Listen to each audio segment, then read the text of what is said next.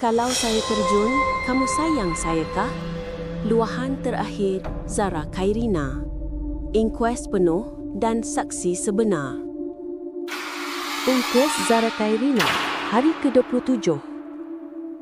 Pada malam 15 Julai 2025, suasana asrama sebuah sekolah agama di Kota Kinabalu sunyi, hanya bunyi langkah pelajar yang pulang dari bilik air.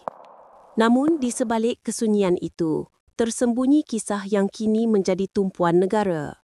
Zara Khairina Mahathir, pelajar tingkatan 1, ditemui tergampar di dalam longkang asrama pada awal pagi 16 Julai.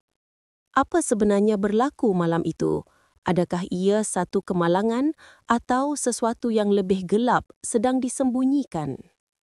Tonton sampai habis, anda akan faham kenapa seluruh Malaysia tersentuh dengan kisah ini. Sien 1.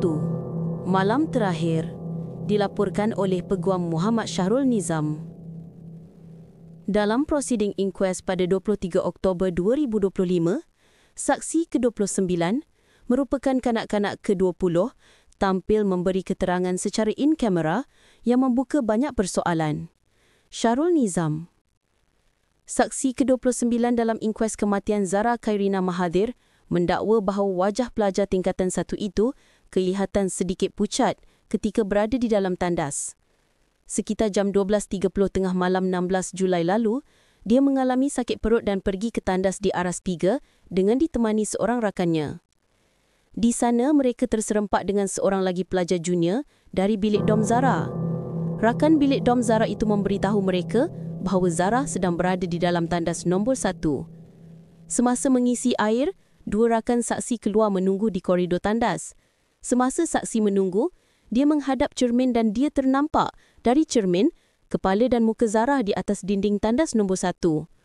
Muka Zara pada ketika itu kelihatan pucat-pucat sikit. Zara dilihat seolah-olah sedang memerhati siapa yang ada di dalam tandas. Namun, tiada siapa yang mengetuk atau memanggilnya. Saksi keluar ke koridor.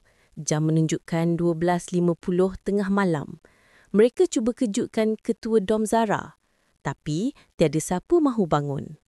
Ketua dom cuma berkata, kenapa dia berkurung juga tu? Biarlah dia tu.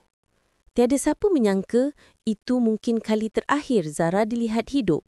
Syahrul Nizam berkata, pada awal pagi 16 Julai, sekitar jam 4.30 pagi, saksi bangun dikejutkan seorang rakan dom